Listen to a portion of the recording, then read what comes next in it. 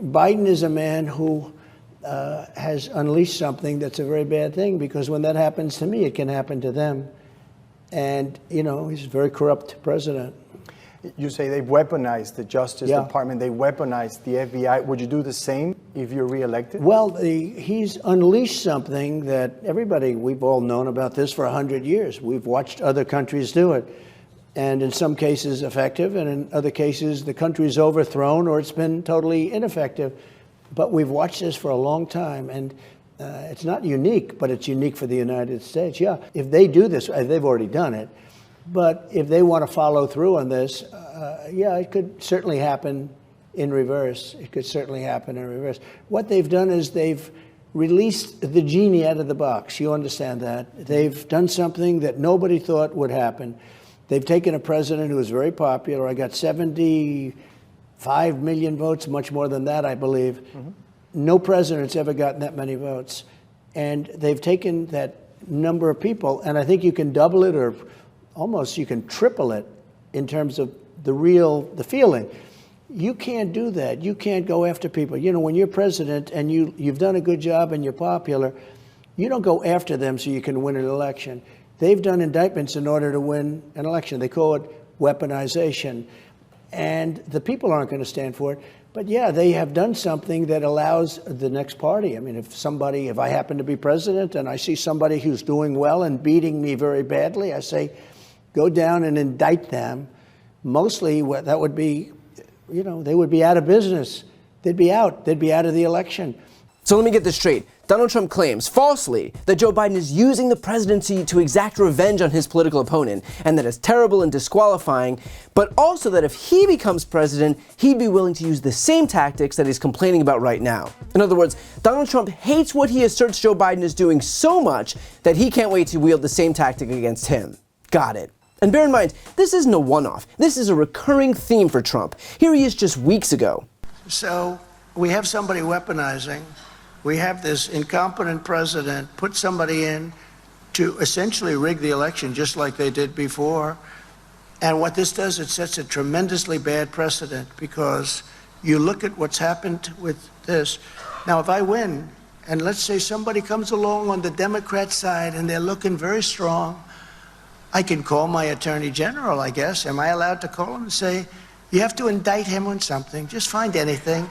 You can indict him for anything you want, just indict him. And then, for the most part, when you get indicted, you know what you do? Ladies and gentlemen, I have decided to leave office immediately, et cetera, et cetera. I will be spending more time with my family. Do you ever hear that speech? Like hundreds of times.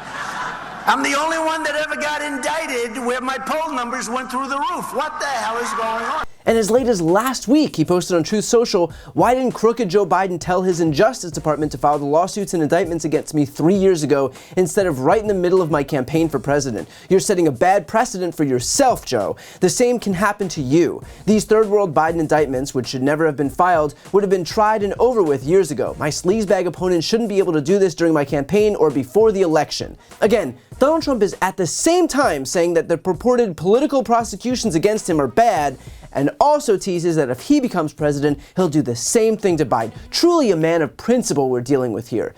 In fact, Trump's threats are so evident that Hillary Clinton pointed them out on air just days ago. And so now he is going to, if he were ever near the Oval Office again, find people who have no principles, no conscience, who are totally tied, you know, to his fortunes, literally, and therefore would do whatever he said.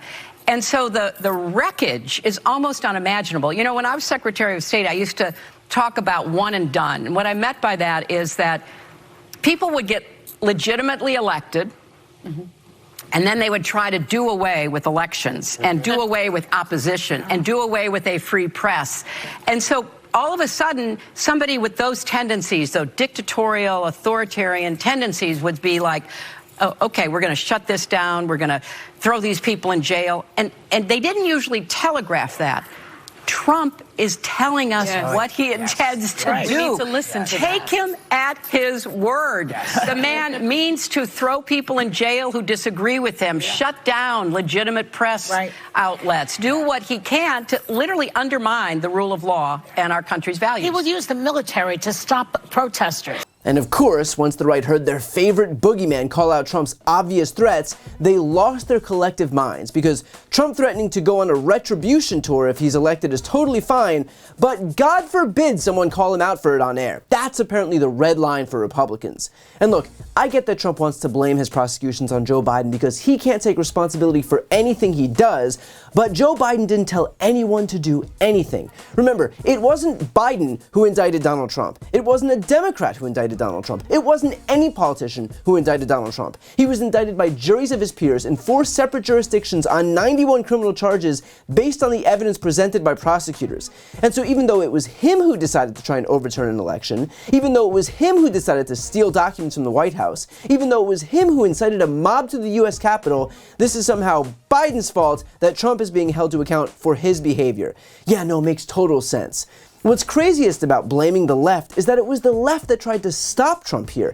We were all collectively begging and pleading for Trump not to try and overturn the election, for Trump and his acolytes not to interfere in the electoral certification process, for Trump not to meddle with voting machines and state legislators. In fact, the left were the only people who were telling Trump to do the right thing. Had he listened to us, he literally wouldn't be contending with a raft of criminal prosecutions right now. And yet somehow, it's the fault of the only people who are giving him the advice that would have kept him out of the courtroom. And just one more point on the suggestion that no one can be held to account so long as they're running for office, or else it's clearly a way to interfere in their election. Here's the thing, that is why Trump announced his candidacy so early, so that he could always be a candidate and then always have this excuse. From the moment he announced, he decided that he could then immediately turn around and say, whoa, you're only prosecuting me because I'm a candidate for president. I mean, hell, the guy literally could keep running for office forever and then just pretend he's covered by some magic force field in perpetuity.